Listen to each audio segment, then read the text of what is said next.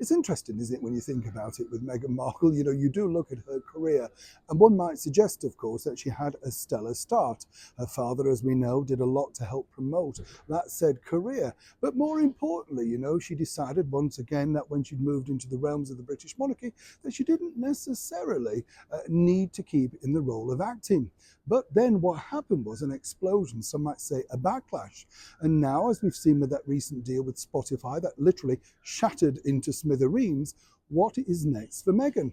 Well, it appears that a commercial channel over here in the United Kingdom, that's right, ITV, the same channel that decided to remove their breakfast show host when they refused, of course, to apologise on air about disbelieving so many of those truths that Harry and Meghan stated during that famous Oprah Winfrey interview.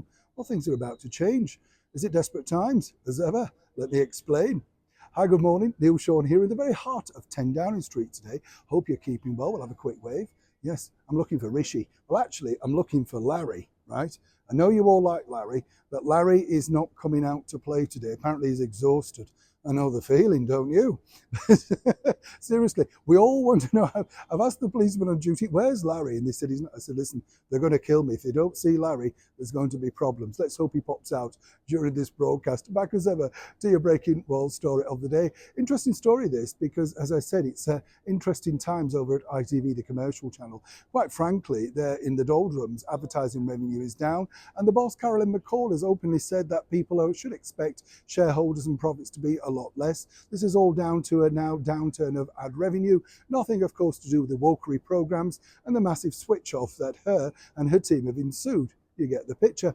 What's interesting now, though, is, and as ever, we have to say allegedly, it appears that they're looking to expand. And what they would like to do is include a segment, get this, with none other than Meghan Markle in their beleaguered TV program this morning. Perhaps Meghan's California, something fun. Now, do understand what this is about. The William Morris Endeavour agency that now looks after Meghan are not necessarily refuting this idea. This would definitely soften the image of Meghan Markle on a worldwide stage. It shows her as a mum of two, and of course just living a totally different life on a channel that's going to be incredibly favourable to that particular individual.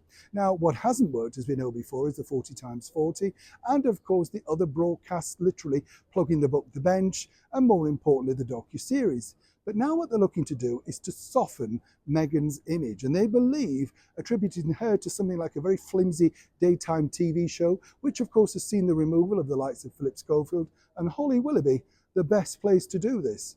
Talks are literally underway, with the hope that in the new year Meghan may at least sign on, finally, to give us a glimpse into her world and the world of Montecito, California.